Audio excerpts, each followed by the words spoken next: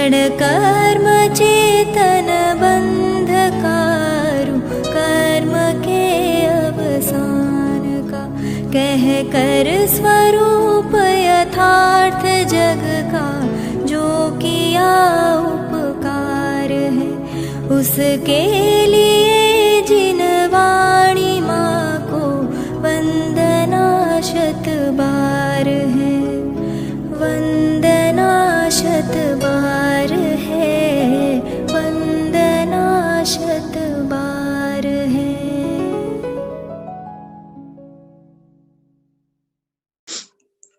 बालानां हितकामिनां अतिमहा पापैः पुरोपार्जितैः माहात्म्यात् तमसः स्वयं कलिबलात् प्रायो गुणद्वेषिभिः न्यायोऽयं मलिनीकृतः कृतमपि प्रक्षाल्यने नीयते सम्यग् ज्ञानजलैर्वचोभिरमलम् तत्रानुकंपा परहि। आज मैंने मंगलाचरण के रूप में जिस श्लोक का पाठ किया है उसे आज से लगभग 1250 वर्ष पहले आचार्य अकलंक देव ने अपने न्याय विनिश्चय नामक ग्रंथ में लिखा है। आचार्य अकलंक को तो कौन नहीं जानता, लेकिन उनका एक न्याय विनिश्चय नाम का भी सुंदर ग्रंथ है जिसको अनेक विद्वान तक भी आज नहीं जानते हैं। उसका पठन पाठन भी लुप्त प्राय सा है। ये सब बहुत चिंताजनक बातें हैं, खतरे की घंटी हैं। हमारी समाज के लोग तरह तरह की चिंताएं करते रहते हैं, लेकिन जो ये जैन शासन के अनर्घ्य ग्रंथ रत्न हैं, इनकी रक्षा सुरक्षा की परवाह नहीं करते हैं। इनका भी उद्यम करना बहुत जरूरी है। सबको इनसे निरंतर परिचित होना चाहिए। ऐसे हमारी समाज के लाखों लोग मिलेंगे जिन्होंने न्याय विनिश्चय के दर्शन भी नहीं किए होंगे। वो क्या है, कैसा है, क्या उसकी विषय वस्तु है, इन सब पर कभी कभी हमको एक एक दो दो घंटे के व्याख्यान आयोजित करने चाहिए। पूरा न्याय विनिश्चय न सही, कोई न्याय विनिश्चय पर एक व्याख्यान तो हो, ताकि सबको पता चले कि ये ग्रंथ कैसा है, क्या इसकी विषय वस्तु है। ये बहुत आवश्यक है।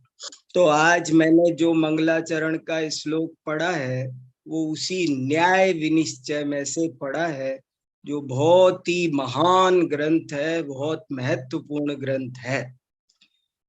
देखो इसमें क्या लिखा है इस श्लोक में। ये उनके पहले अध्याय का दूसरा ही श्लोक है। मतलब मंगलाचरण के तत्काल बाद उन्होंने अपनी भावना प्रकट की है। आचार्य अकलंक देव इस ग्रंथ में पहले श्लोक में तो मंगलाचरण करते हैं और दूसरे श्लोक में मैं क्यों ये ग्रंथ लिख रहा हूँ, क्या मेरी भावना है, ये व्यक्त कर रहे हैं। और ये मैंने पिछली कक्षा में आपसे थोड़ी चर्चा की थी, इसका उल्लेख किया था कि मैं आपको एक श्लोक ये वाला सुनाऊंगा। इसलिए आज मैं आपको ये बहुत ही मार्मिक श्लोक है, आप इस पर शांति से बाद में भी चिंतन करेंगे तब आपको पता चलेगा। देखो इसका क्या हिंदी में अर्थ है। बालानाम हितकामिनाम, बाल मने अज्ञानी, बालक अज्ञानी, संसार अज्ञानी जीवों से भरा हुआ है।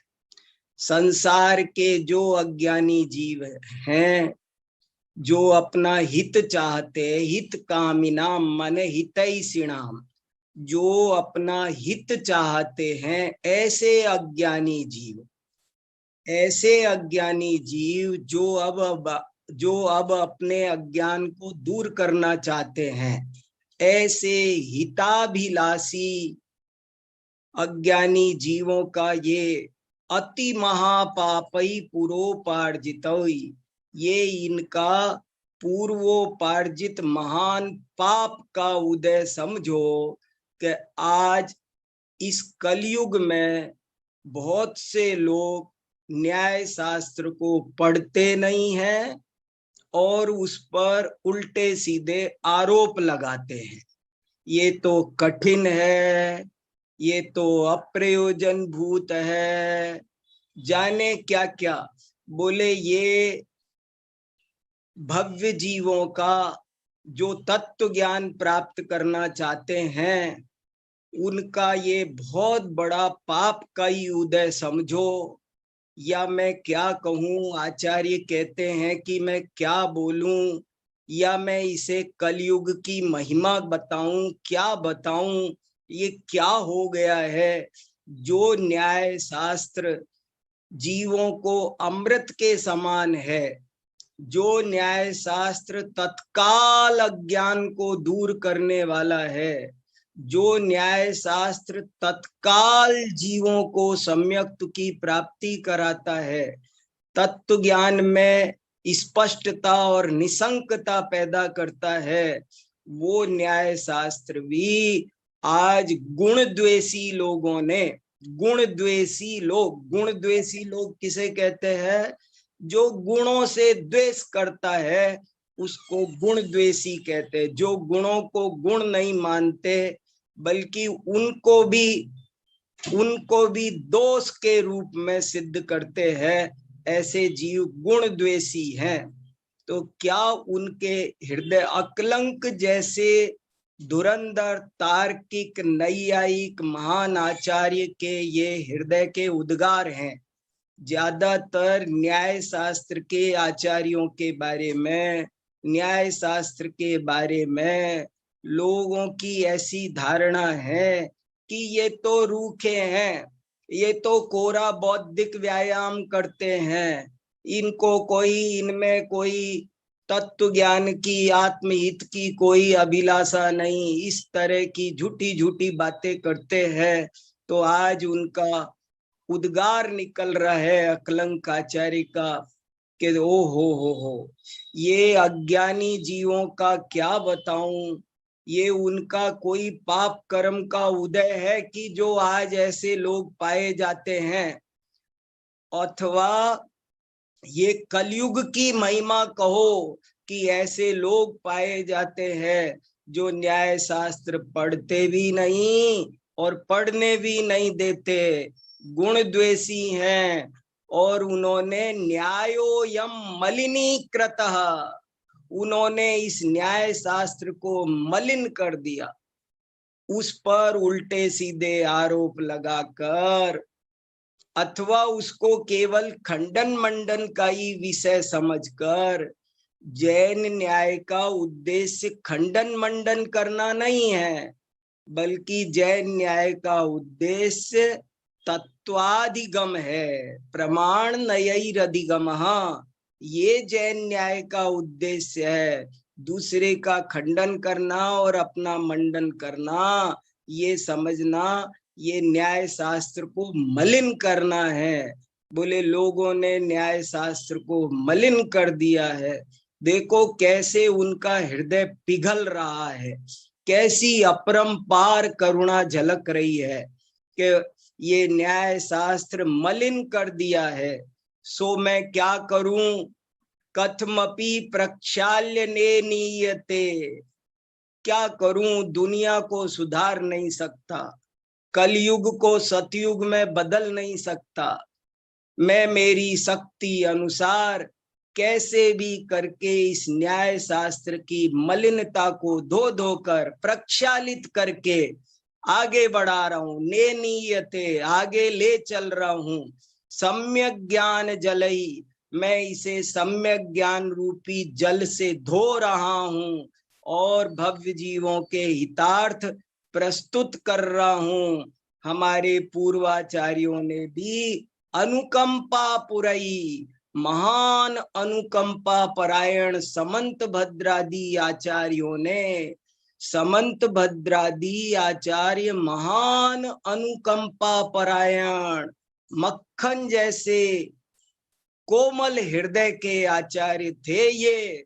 इन्होंने अनुकंपा परायण होकर के सम्यक ज्ञान रूपी जल से उस न्याय शास्त्र को मलिन होने से बचाया, और मैं भी उसे सम्यक ज्ञान जल से प्रक्षालित करके कुछ आगे बढ़ा रहा हूं। आप लोग इस पर गंभीरता से ध्यान देना। ऐसे अकलंक आचार्य के चरणों में हम भक्ति पूर्वक प्रणाम करते हैं। ये श्लोक एक बार फिर से पढ़ते हैं, बहुत सुंदर श्लोक है, कंठस्थ ही कर लिया जाए ऐसा श्लोक है। ये तो चीजें जब कंठस्थ हो जाएं तब इनका कुछ और अद्भुत आनंद आता है। धीरे धीरे जब ये मस्तिष्क में जमे हुए होते हैं तो अपना रस टपकाते रहते हैं।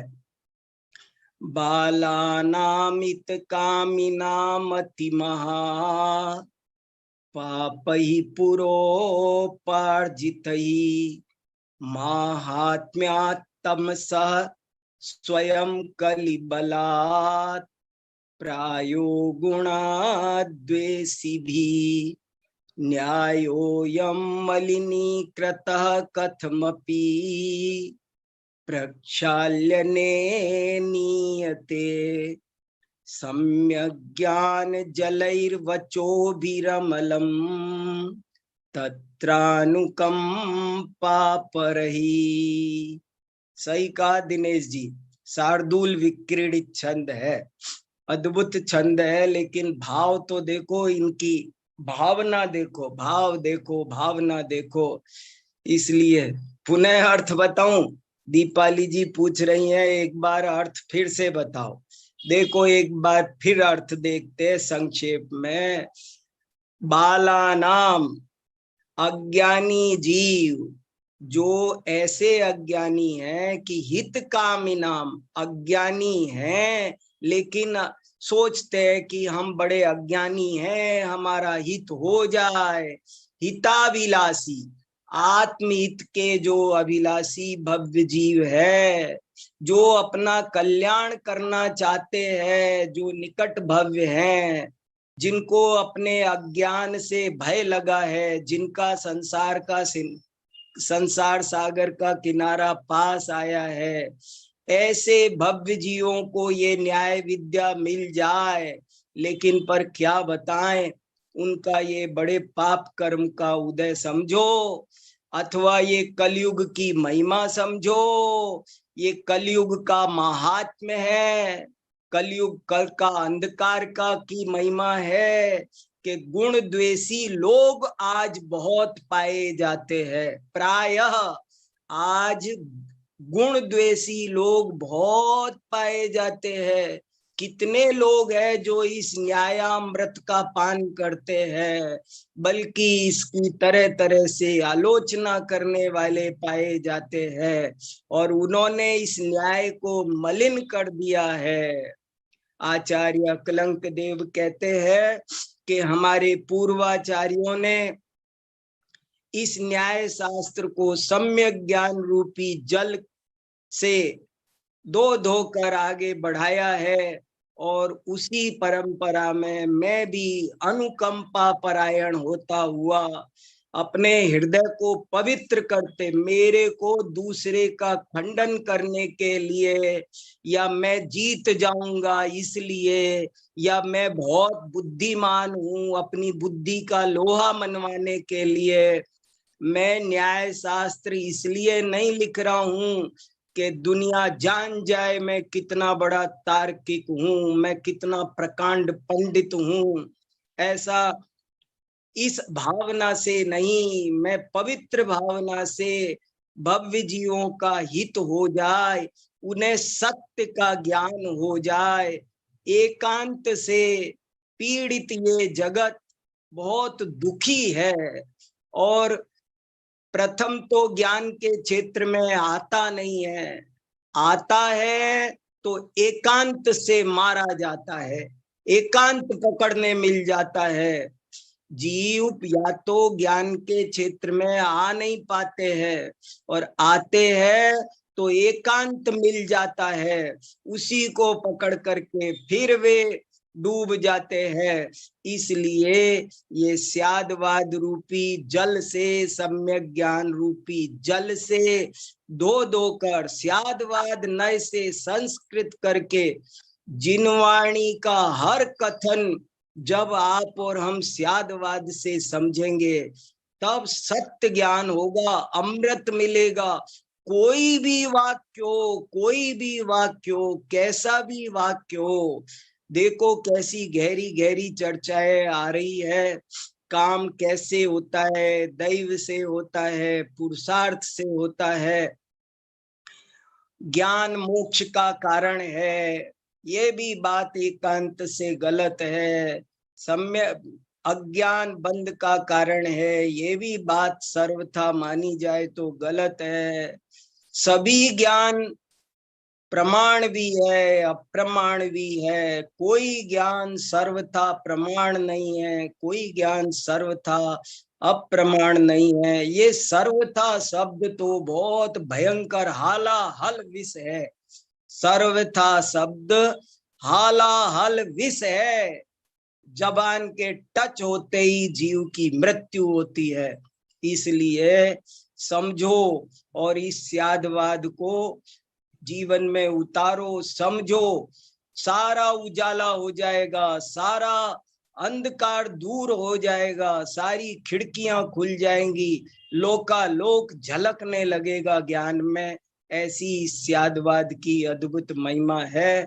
तो इसको आप हम कोई अन्यथा न समझे, फालतू न समझो, इसको बहुत प्रयोजनभूत है, जरूरी है, ये असली स्वाध्याय है, ये जिनवाणी समझने की चाबी है। ये 100 ग्रंथ पढ़ लो, 1000 ग्रंथ पढ़ लो और ये ना पढ़ो तो चाबी तो हाथ आई नहीं। क्या 1000 ग्रंथ पढ़ के करोगे, और ये चाबी हाथ आ गई तो एक भी ग्रंथ पढ़ोगे तो मुक्ति का द्वार उद्घाटित हो जाएगा। इसलिए ये एक बहुत प्रयोजनभूत विषय है, बड़ा सरस है, मेरे मन लग गए, भाव बन गए, इसलिए आपको ये श्लोक सुनाया। बालानामित कामिनाम अति महा पापहि पुरोपार्जितै माहात्म्यात्तम स स्वयं कलिबलात् प्रायो गुणद्वेषिभिः न्यायोऽयं मलिनीकृतः कथमपि प्रक्षाल्यने नीयते सम्यक् ज्ञान जलैर्वचोभिरमलं तत्रानुकंपा परहि।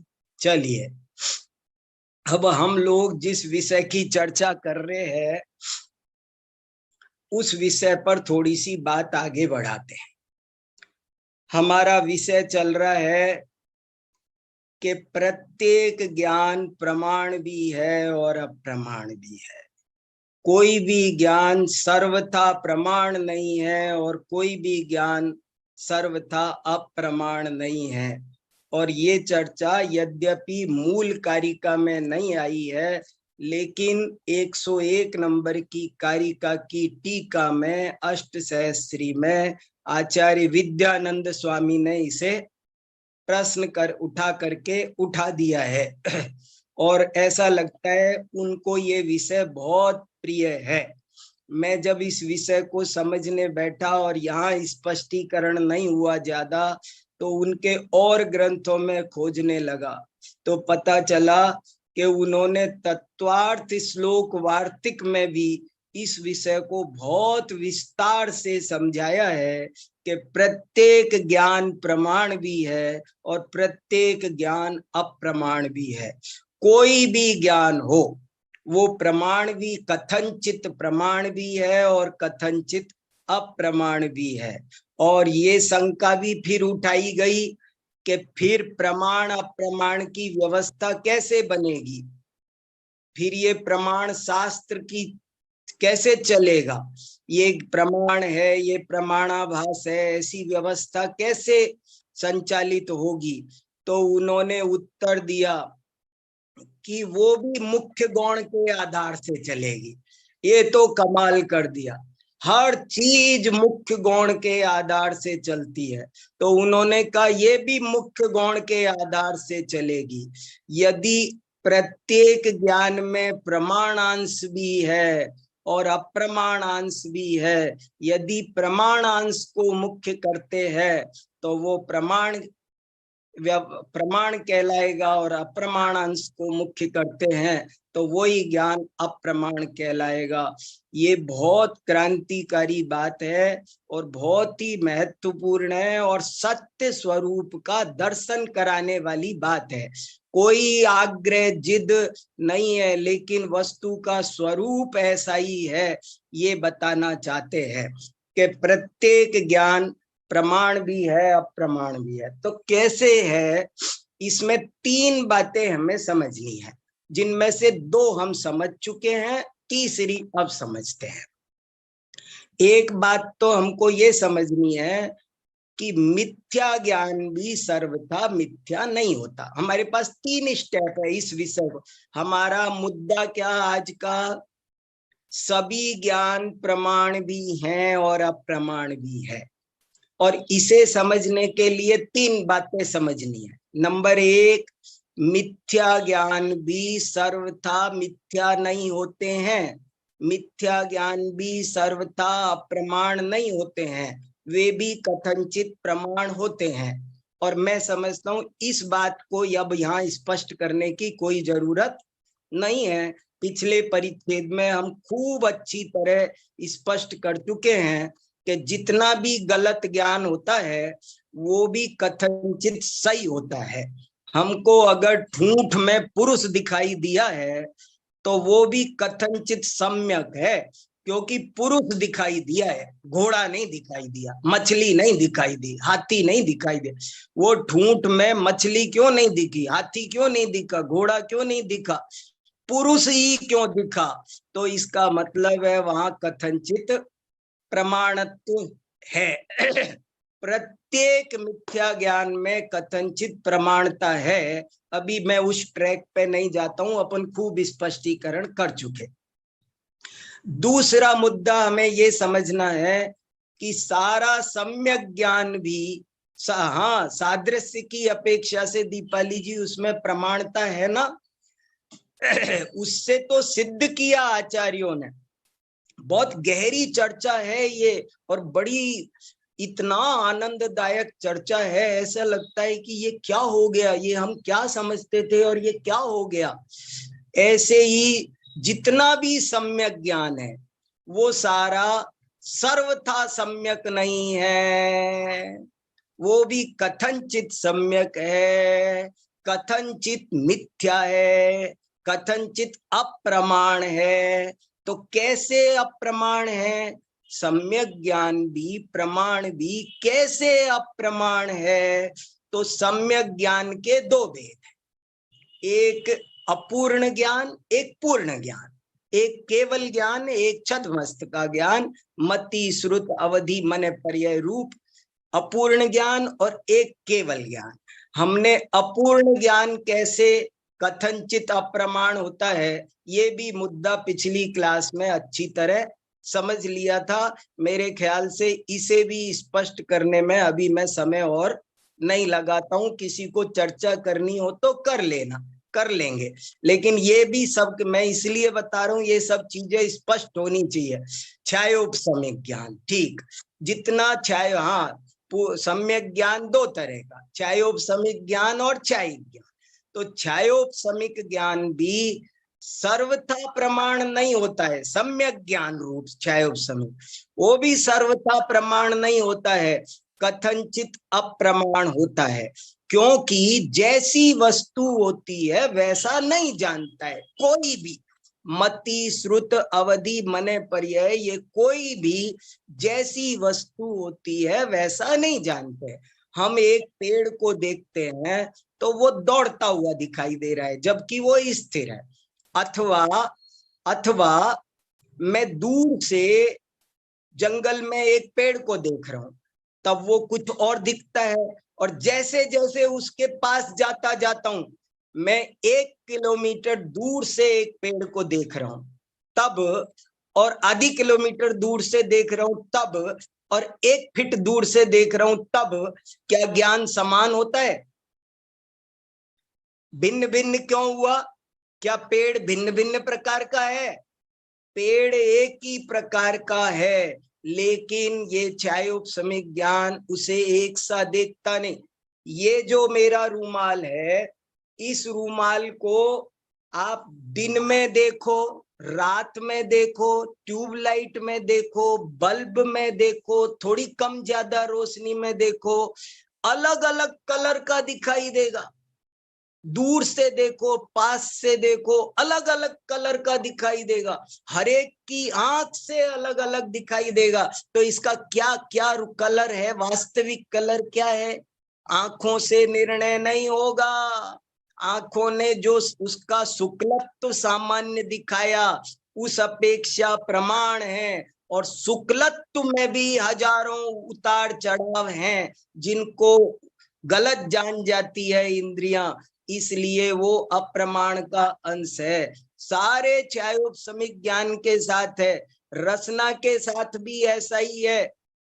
जब बहुत तेज भूख लग रही होती है, जब बहुत इच्छा होती है, तब पहला गुलाब जामुन खाने का जो स्वाद आता है वो दूसरे का आता है क्या? वो फिर तीसरे का आता है क्या? क्यों फर्क पड़ रहा है? गुलाब जामुन के रस में अंतर नहीं है, हमारे ज्ञान में अंतर है। तो ज्ञान, छायोपशमिक ज्ञान यदि सर्वथा प्रमाण होता तो हमेशा एक सा ज्ञान होना चाहिए। सुनने में भी फर्क पड़ता है, दूर से सुनो, पास से सुनो, सब नाना तरह के अंतर है। गजब की बात है, जिस ज्ञान को हम न्याय शास्त्र में ठोक बजा के स्वपूर्वार्थ व्यवसायत्मकम ज्ञानम प्रमाणम सिद्ध कर करके आए 10-10 साल तक, 20-20 साल तक कि ये प्रमाण है, वो आज समंत भद्र महाराज ने हमारी हवाइयां उड़ा दी कि ये क्या हुआ, ये सब ऐसे नहीं चलने वाला है। ये ज्ञान यदि आप सर्वथा प्रमाण मानोगे तो हवाई जहाज को छोटा मानना पड़ेगा, जो चीज जैसी दिखाई दे रही है वैसा मानना पड़ेगा, और अनर्थ हो जाएगा बहुत सारा। इसलिए ये गजब की बात निकल के आई कि उसमें से जितना अंश प्रमाण है, वो जितनी अविसंवादकता है, उसी अपेक्षा वो ज्ञान प्रमाण कहा जा सकता है। अन्य अपेक्षा से वो ज्ञान अप्रमाण है, उसे स्वीकार नहीं किया जा सकता, उसे प्रमाण रूप में प्रस्तुत नहीं किया जा सकता।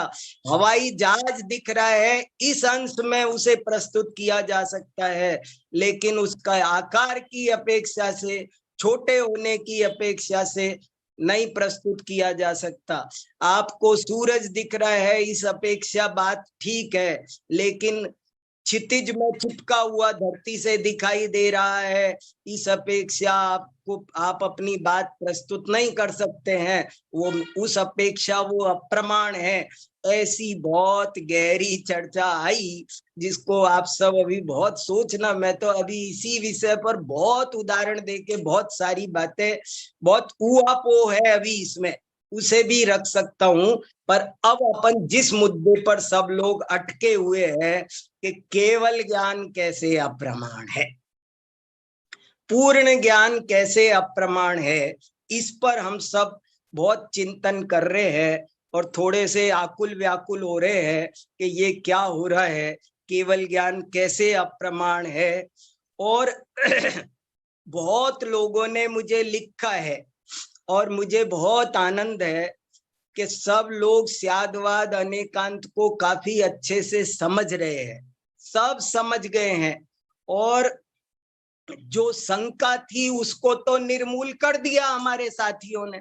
सब लोग जो कह रहे हैं उसकी शंका यही थी कि यदि हम ज्ञान को प्रमाण मानेंगे तो एकांत का दोष आएगा, अनेकांत में विरोध आएगा। तो हमारे सब साथियों ने तरह तरह से किसी न किसी विवक्षा को खोज निकाला, जिसकी वजह से केवल ज्ञान भी कथनचित अप्रमाण सिद्ध होता है। ऐसी अनेक विवक्षाएं मेरे पास आ गई हैं। कोई ने नाम स्थापना द्रव्य भाव, किसी ने शब्द अर्थ ज्ञान वाली अपेक्षाएं, किसी ने एक विवक्षा ये कि केवल ज्ञान भी अन्य केवल ज्ञान का प्रमेय है। केवल ज्ञान ज्ञान ही नहीं है, ज्ञेय भी तो है ना। केवल ज्ञान प्रमाण ही नहीं है, प्रमेय भी है ना। वो किसी दूसरे केवल ज्ञान का तो वो विषय है ना। इस अपेक्षा से ही सही केवल ज्ञान अप्रमाण सिद्ध हो गया। अप्रमाण माने प्रमाण नहीं, प्रमेय सिद्ध हो गया ना। तो ऐसे अनेक विवक्षाओं से इसे घटित कर दिखाया है, सो अनेकांत के दोष का परिहार तो हो गया। लेकिन इस टीका में जो विवक्षा आई है वो मुझे अभी तक किसी ने भी नहीं बताई। बहुत सारी विवक्षाएं बता दी, लेकिन इस टीका में जो विवक्षा आई है वो विवक्षा अभी तक किसी ने भी नहीं बताई। इसलिए अब आज मैं वो विवक्षा आपके सामने रख रहा हूं। थोड़ी कठिन है, थोड़ी सी सावधानी से एकाग्रता से सुनेंगे तो आसानी से भी समझ में आ जाएगी। बहुत बढ़िया चर्चा है और बड़े काम की चर्चा है, और उस क्यों निकाली है, क्या उसका प्रयोजन है, वो भी आप समझेंगे तो गद गद हो जाएंगे। वो यूं ही नहीं, वो भी कोरा बौद्धिक व्यायाम नहीं है, बहुत गहरी बड़ी सुंदर। यदि केवल ज्ञान को सर्वथा प्रमाण मानेंगे तो कितने दोष उपस्थित हो जाएंगे, ये बता रहे हैं। देखो ये क्या बताना चाह रहे हैं, इसको पढ़ने के लिए मैंने आपको थोड़ा सा तो बता दिया कि आप श्लोक वार्तिक में प्रमाण नयैर अधिगमा सूत्र की टीका है, बहुत लंबी चौड़ी, जिसमें सब ज्ञान प्रमाण है और सब ज्ञान अप्रमाण है। वहां पढ़ सकते 20 पेज।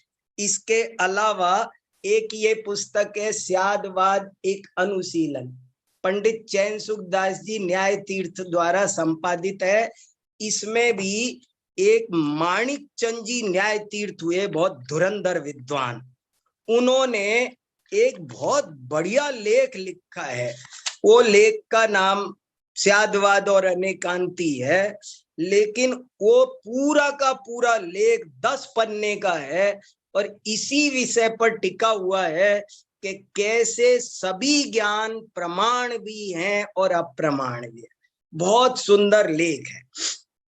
और इसके अलावा एक बात मैं ये बताना चाहता हूं, एक तो मैंने उस दिन उत्तर पढ़ दिया था, 2 लाइनें ऐसी थी जो जिस पर ध्यान नहीं गया आपका। अगर ध्यान जाता ना तो आप निकाल लेते। मैंने 2 पंक्तियां पढ़ दी थी वहां, और अभी फिर पढ़ूंगा आपको। अब उसी में से दिखाऊंगा कि देखो ये रहा उत्तर। और इसके अलावा हम पहले पढ़ आए हैं कारिका नंबर एक, कारिका अंतरंगार्थ 83, कारिका नंबर 83 में एक कारिका हम पढ़ के आए, बहुत बढ़िया। उसमें इसका उत्तर था, केवल ज्ञान को अप्रमाण वहां सिद्ध किया था। अंतरंग अर्थ बहिरंगार्थ एकांतवाद का जो प्रकरण आया था, उस प्रकरण में एक बहुत बढ़िया चर्चा आई थी। वो चर्चा पर यदि हम लोग ध्यान रखते, वो हम भूल गए, उसकी ओर हमारा ध्यान नहीं गया, इसलिए हमको केवल ज्ञान को अप्रमाण समझने में दिक्कत आई। अब देखो मैं 83 नंबर की कारिका 1 मिनट आपको दिखाता हूं, आपके स्क्रीन पर लगी हुई है। संदेश भैया ये तो 63 है, और एक जरा सा नीचे करो, ये 80 है, अगला पेज निकालो 83। हाँ, परिच्छेद शुरू हो गया 79 से। 79 से शुरू होने वाला 7वां परिच्छेद में इसका उत्तर है, और 83 नंबर की कारिका इससे अगले पेज पर है। देखो क्या कहा, मैं कारिका आपको पढ़कर सुनाता हूं। भाव प्रमेयापेक्षायां प्रमाणाभास निन्नव, बहि प्रमेयापेक्षायां प्रमाणम तन्निभम चते। कि देखो बहुत ही गजब की बात है, ये जो प्रकरण आया है ना, केवल ज्ञान कथनचित अप्रमाण है, वो इस अपेक्षा आया है कि यदि केवल ज्ञान को पर निरपेक्ष देखो, यदि केवल ज्ञान को ज्ञेय सापेक्ष देख, प्रमाण और प्रमाणाभास की व्यवस्था बहि प्रमेयापेक्षायाम, देखो कितनी गजब की बात लिखी है यहाँ, भाव प्रमेय की अपेक्षा से एक स्थिति बन रही है, बहि प्रमेयापेक्षायाम प्रमाणम तन्निभम च, कोई निभ माने आभास, कोई भी ज्ञान प्रमाण है या प्रमाणाभास है, ये तो बहिर्ज्ञेय की अपेक्षा से सेट होगा ना, बाहरी ज्ञेय की अपेक्षा से कोई ज्ञान प्रमाण है या अप्रमाण है। मैंने इसको घड़ी जाना तो ये घड़ी हो और तब मेरा ज्ञान प्रमाण है। मेरे ज्ञान को प्रमाण होने के लिए इस घड़ी का होना अनिवार्य है, घड़ी को नहीं होगी, अरे भाई मेयाधीना मान सिद्धि, प्रमेय के अधीन प्रमाण की सिद्धि है ना, अगर प्रमेय है तो वो ही ज्ञान प्रमाण है, और प्रमेय नहीं है तो वो ज्ञान प्रमाणाभास है। ये घट को घट जाने, हमने घट जाना और सामने निकला पट तो ज्ञान हो गया अप्रमाण, और होता घट तो हो गया प्रमाण। ज्ञान की प्रमाणता और अप्रमाणता ज्ञेयों पर निर्भर करती है, ज्ञेय सापेक्ष है। जब हम उसे ज्ञेय सापेक्ष ही नहीं देखेंगे तो ज्ञान प्रमाण या अप्रमाण कैसे बचेगा, वो तो बचेगा ही नहीं ना। बहुत गजब ऊंची बात है और बड़ा महत्वपूर्ण संदेश इसमें से निकलने वाला है।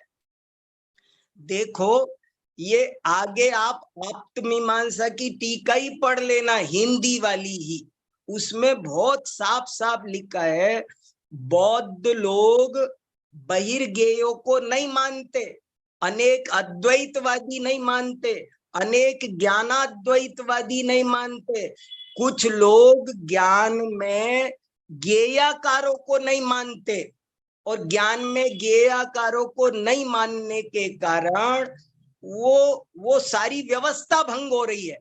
कोई अंतरंगार्थ एकांतवादी है, कोई बहिरंगार्थ एकांतवादी है, और ज्ञान में तदुत्पत्ति तदाकारता की व्यवस्था बन जाती है।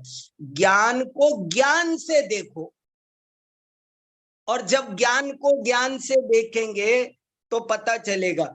इसमें देखो आप्त मीमांसा की टीका में जो पंक्तियां मैंने पढ़ी थी, आपको उन पंक्तियों पर भी मैं जरा सा ध्यान, ये कारिका नंबर 101 में जो हिस्सा मैंने पढ़ा था उसकी एक लाइन स्लिप हो रही है हमसे, इसलिए हम नहीं घटित कर पा रहे हैं। देखो कितनी अच्छी है कारिका 101, इसकी ये 1.5 लाइन पर ध्यान दो, और बाद में आगे चल के एक पेज आगे फिर पढ़ना है, तो आपको 3 पेज में खुलासा आया है। देखो क्या कह रहे हैं, कारिका 101 की टीका में कहाँ निकाला, ये थोड़ा ऊपर चलो, हाँ इसके नीचे चलो थोड़ा सा और जरा सा नीचे, तीसरा पैराग्राफ, ये वेरी गुड। ये देखो सबसे नीचे ही नीचे का पैराग्राफ ध्यान देने लायक है, बहुत काम का है। देखो तीसरी पंक्ति पढ़ रहा हूं, नीचे ही नीचे के पैराग्राफ की तीसरी पंक्ति बहुत ज्यादा इंपॉर्टेंट है। केवल ज्ञान कथनचित अप्रमाण है, ये समझना हो तो ये 2 लाइन समझना बहुत जरूरी है। एक वस्तु में, सबको दिखाई दिया? तीसरी पंक्ति नीचे के पैराग्राफ की, एक वस्तु में अनेक आकार रहते हैं, उन आकारों में से जिस आकार से तत्व का ज्ञान होता है उसकी अपेक्षा से वह ज्ञान प्रमाण है, और शेष आकारों की अपेक्षा से वो प्रमाण नहीं है। कमाल कर दिया है ये जिसको समझ में आ जाएगा वो अपनी पीठ थपथपा लेना मेरी तरफ से। जिसको ये लाइन समझ में आ गई वो मेरी तरफ से पीठ थपथपाना बहुत ऊंची बात है। देखो क्या गजब की बात है, पकड़ में आ रहा है आपको? एक वस्तु में अनेक आकार रहते हैं, उन आकारों में से जिस आकार से तत्व का ज्ञान होता है उसकी अपेक्षा से वह ज्ञान प्रमाण है, और शेष आकारों की अपेक्षा से वह प्रमाण नहीं है। मैं उदाहरण देता हूं, केवल ज्ञान में घट भी दिखाई दे रहा है और पट भी दिखाई दे रहा है, तो घटाकार की अपेक्षा ज्ञान में, केवल ज्ञान में जो घटाकार है वो घटाकार और घट का लिंक है। घटाकार को पटाकार से लिंक कर दिया तो अप्रमाण हो गया।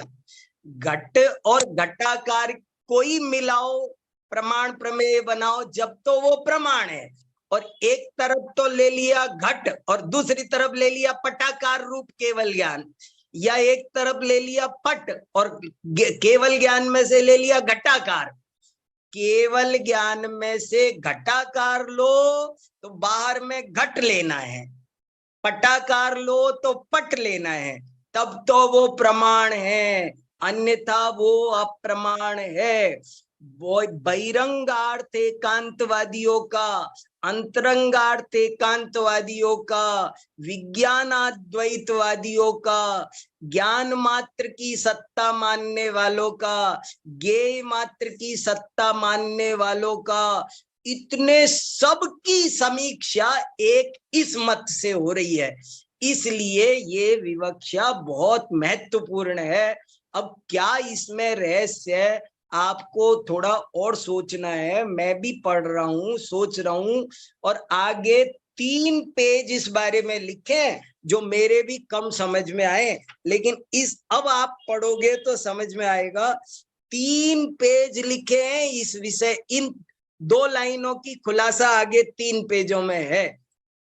तो इस तरह से केवल ज्ञान भी कथनचित अप्रमाण सिद्ध होता है। अब आप लोग कुछ कहो, मैंने बहुत देर बोल लिया।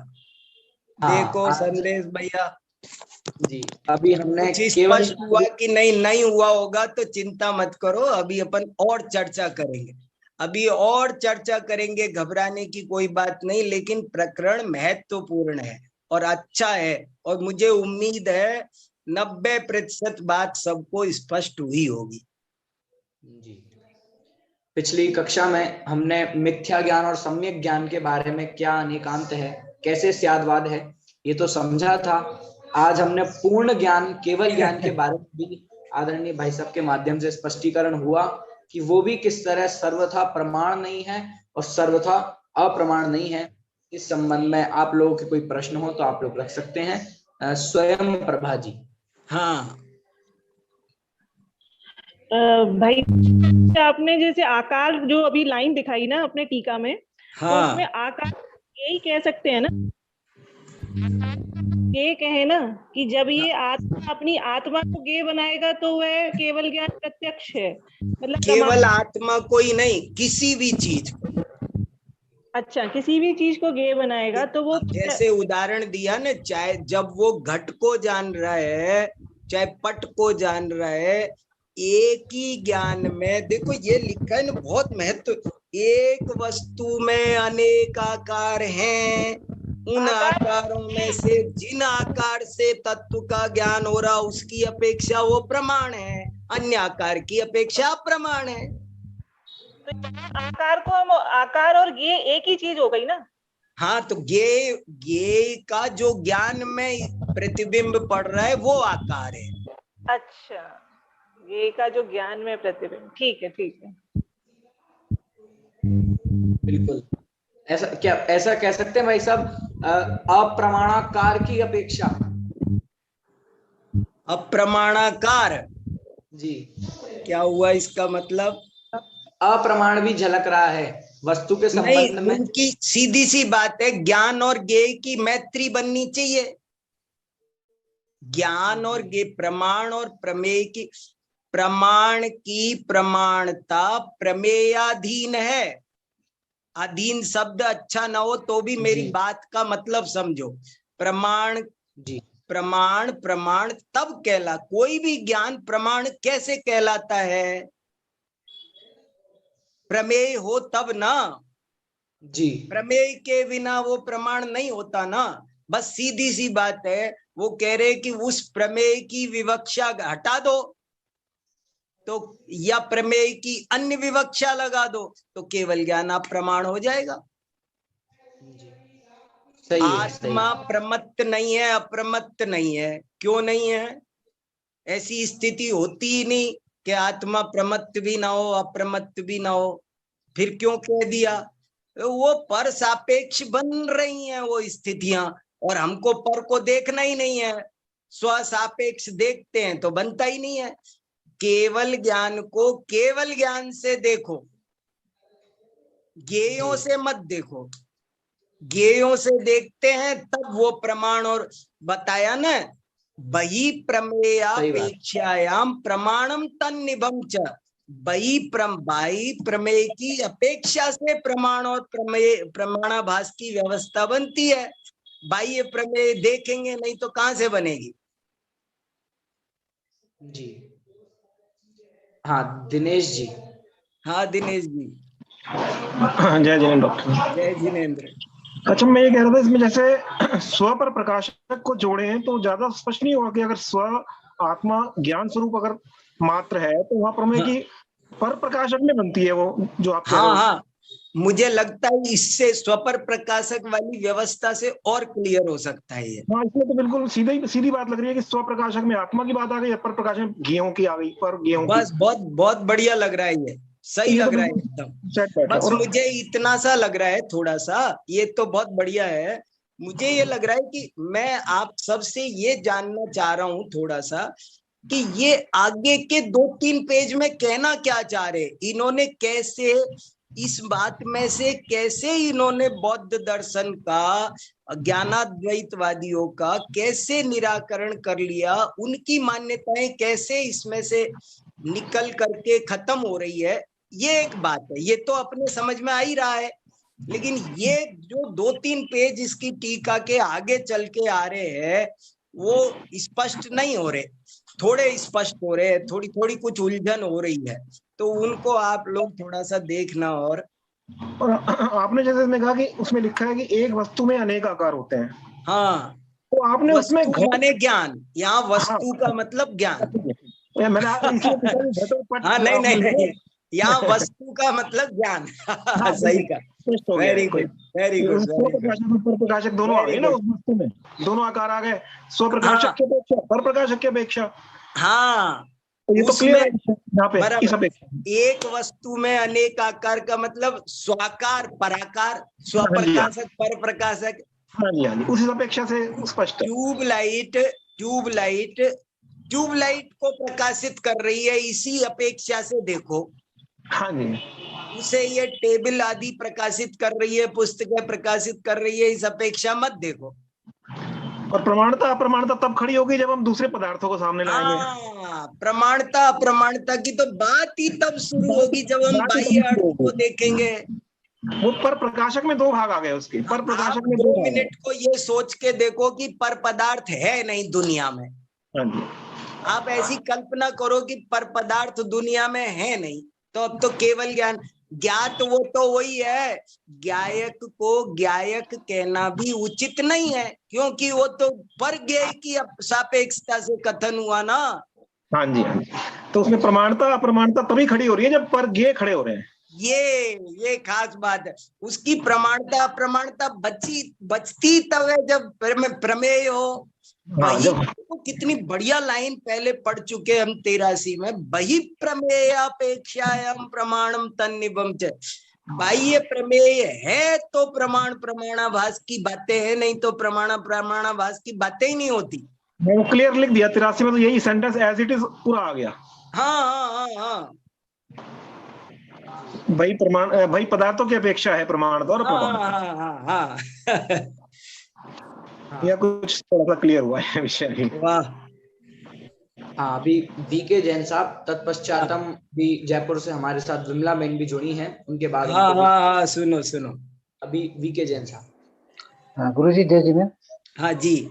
गुरुजी जैसे केवल ज्ञान तो तीन लोक के गेयों को युगपत एक समय में जानता है, तो इसमें हाँ मुख्य गौड़ की व्यवस्था कैसे बनेगी फिर? हाँ ठीक है, अभी करते हैं। जरा विमला बहन जी को सुनना भैया, संदेश भैया जी। हाँ,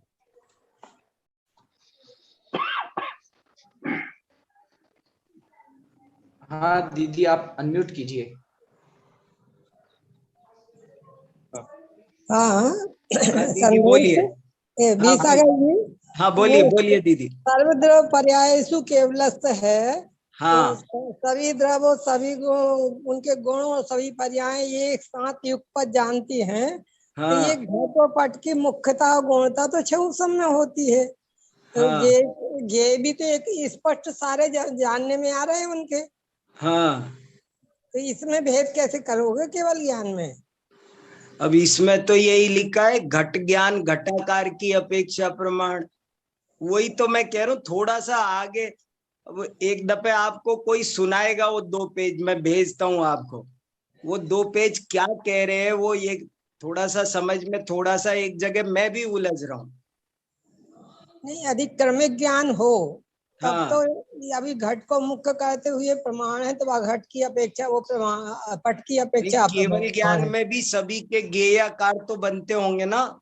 सबके गेयाकार युगपत बनते हैं, क्रम से तो हाँ नहीं बनते। हाँ युगपति बनो पहले, लेकिन घटाकार तो घटाकार की अपेक्षा ही प्रमाण होगा ना। ये तो छह ज्ञानी करते हैं मुख्य गुण। ठीक है, कोई बात नहीं, देखते हैं और समझते हैं क्या करें। देखते हैं और समझते हैं। अभी जितना समझ में आ रहा है, जैसा आ रहा है वो रख रहा हूं मैं।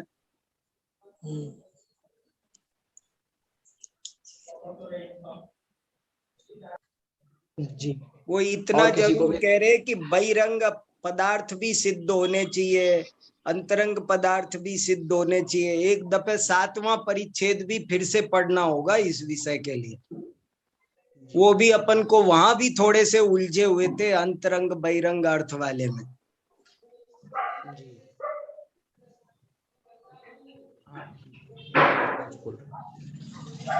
तो अभी उनका अभी पूरा तो हो ही रहा है। देखो वैसे तो अपन ने उसको अनेकांत की स्थापना तो कर चुके हैं। हमें ये चिंता नहीं है कि अनेकांत की स्थापना कैसे, केवल ज्ञान भी किसी अपेक्षा प्रमेय है ना, तो वो तो ये बात तो बन गई, हमें वो चिंता तो नहीं है। लेकिन हमें तो चिंता ये है कि ये क्या कह रहे हैं, ये किस तरह से इन्होंने बौद्ध लोग ऐसा मानते हैं कि ज्ञान पदार्थ से उत्पन्न होता है, पदार्थ के आकार होता है। उनका सिद्धांत है तदुत्पत्ति तदाकारता, और इसमें उस सिद्धांत का निराकरण है वो कैसे है, और वो कह रहे ये इससे सिद्ध होता है। अब वो कैसे होता है वही आप सबको थोड़ा सा विचार करना है भैया। जी, इस बारे में और किसी का कोई विचार हो आप लोग कर सकते हैं।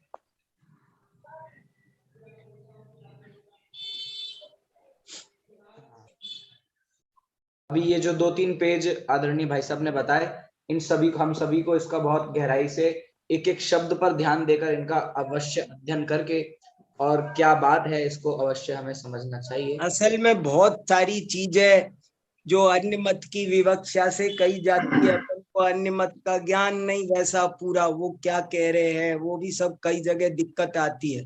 चलो हाँ, दीपाली जी को सुनो। नमो ज्ञान पंडित जी। हाँ हाँ जी बताइए। एक्चुअली क्षयक्षमिक ज्ञान के बारे में तो बोल सकते हैं कि ज्ञेय को पूर्णतः नहीं जान सकता, हाँ है ना। केवल ज्ञान मतलब ज्ञेय को जान रहा है, पूर्ण तरह से जान रहा है। दूसरे केवल ज्ञान के ज्ञान में भी जो आ रहा है, दूसरे का केवल ज्ञान, वो भी उसको पूर्णतः जान रहा है। फिर क्या मतलब वो था कि ज्ञेय को अगर पूर्णतः नहीं जाना तो फिर उसमें प्रमाणाभास या ऐसा कुछ कह सकते हैं ना। पूर्णतः नहीं जाना, नहीं पूर्णतः जाना है। और इसमें माणिक चंद जी ने भी घटाया है कई तरह से, वो भी दी है। वो कैसे कैसे दी है देखो, एक जगह ऐसा भी लिखा था कि जैसा श्रुत ज्ञान की जानता है उस अपेक्षा वो अप्रमाण है। बोले श्रुत ज्ञान जैसा ज्ञान नहीं होता उसको। ऐसा एक विवक्षा दी है कि जैसा श्रुत ज्ञान जानता है वैसा वो नहीं जानता। बोले श्रुत ज्ञान उसका अनुभव भी करता है, वो अनुभव नहीं करता है। श्रुत ज्ञान पूर्णतः नहीं जान सकता ना पदार्थों को, मतलब हाँ, वो अपनी अपेक्षा से है। वहाँ एक अलग विवक्षा है, यहाँ एक अलग विवक्षा है। अच्छा, 12वें गुणस्थान में पूर्ण क्षय, मतलब वहां पे क्षय हो गया हाँ ज्ञानावरण का। हाँ, तो अभी श्रुत ज्ञान वगैरह बाकी 4 ज्ञान नहीं है, तो ऐसे दिया है। नास्ति कहते हैं। हाँ क्या? अस्ति नास्ति जैसे बोल रहे क्या हम लोग, जैसे घटाते हैं ना स्वचतुष्ट के। नहीं नहीं नहीं, वैसा नहीं वैसे नहीं घटाया है। इसमें तो ये अलग अलग कुछ कहा है, जैसा जितना इसमें कहा ना, वही प्रमेय अपेक्षायाम, कोई बात बैठ रही है बस। एक ही लाइन खास है। श्रुत ज्ञान के जैसा नहीं जानता, मतलब श्रुत ज्ञान को लिया नहीं, देखो इसको मानने में तो कोई दिक्कत नहीं ना, अगर बाह्य प्रमेय नहीं है, बाह्य प्रमेय निरपेक्ष देखो, तब ज्ञान में क्या, ज्ञान में प्रमाण प्रमाणाभास कुछ बनेगा ही नहीं।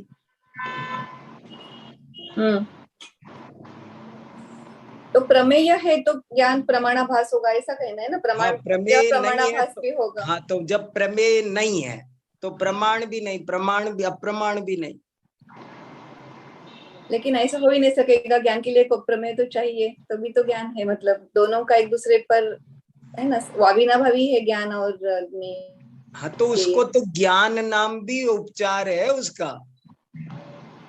ये पदार्थों के नाम भी औपचारिक हैं। सारे के सारे नाम भी तो मुख्य गौणता की अपेक्षा श्रुत ज्ञानियों ने डाले हैं। द्रव्य का नाम, द्रव्य, वस्तु, ये सब भी नाम औपचारिक हैं। और जैसे आपने बोला था कि केवल ज्ञान में अभी झलक, वस्तु में अनंत गुण होते हैं, एक गुण की अपेक्षा उसका नाम डालते हैं। एक वस्तु, वस्तु, सत, द्रव्य, प्रमेय, ये तो नाम एक गुण की मुख्यता से डले ना। वस्तु थोड़ी वस्तु है, वस्तु द्रव्य नहीं है, द्रव्य द्रव्य नहीं है, वस्तु वस्तु नहीं है। नाम निश्चय बोलते। हाँ, नहीं देखो ना, वो तो द्रव्य की अपेक्षा, द्रव्यत्व गुण की अपेक्षा उसका नाम द्रव्य रखा ना। इनके नाम भी सर्वथा सत्य कहाँ है, आंशिक सत्य है, उसका नाम ज्ञान है। तो ये क्या सर्वथा सत्य है क्या? उसका नाम ज्ञान, नाम ही गलत है। फिर यहाँ पे भी घटा रहे क्या? दोनों घटाओ ना, देखो ये तो यही घटा रहे हैं। और जैसे आपने बोला था ना, घट का उदाहरण दिया था, घट झलक रहा है। अभी हाँ, केवल ज्ञान में घट है तो वो घट ही झलकेगा, कमंडलू तो नहीं झटकेगा। लेकिन आप तो उसे पटाकार की अपेक्षा देख सकते हो ना। केवल ज्ञान जो देख रहा है उसकी अपेक्षा लेना है ना। हम हमारी अपेक्षा यहाँ कहाँ गई? अरे एक चित्र में घट भी है, पट भी है। आप पट के हाथ लगा के बोलो कि घट है, वो मेरे अपेक्षा हाथ लगा के बोलो पट है। चलो देखते हैं और देखते हैं और देखते हैं, कोई बात नहीं है। हाँ समय हो गया है। हाँ समय हो गया। और जी कुछ कह रहे हैं? और देखो सब लोग देखो, अब मैंने आज काफी कुछ स्पष्ट करने की, क्लू देने की कोशिश की है, और आप सब देखो इसमें से निकालो। क्या मैंने भी तो निकाला कुछ, अब आप भी निकालो। जिम्मेदारी मेरे साथ साथ आप सबकी भी है भैया। सही बात, चर्चा है। ये आप्त मीमांसा मेरी थोड़ी है, आप सबकी है ना। अब मीनिंग निकालो। मैंने आपको 72 घंटे दे दिए थे और नहीं निकले ना, मैंने निकाला ना कुछ तो निकाला मैंने। अब थोड़ा थोड़ा जो बचा है वो आप निकालो, क्या कहा है इसमें।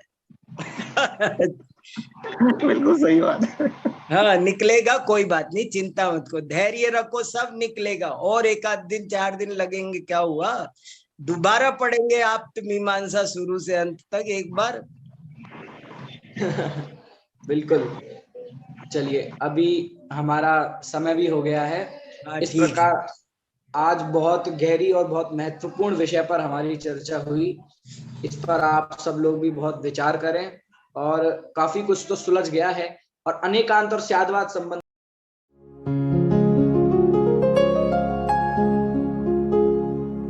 निज निधि निज में बताए, यह अनंत उपकार है उसके लिए जिन वाणी माँ को वंदना शत बार है, वंदना शत बार है, वंदना शत बार है।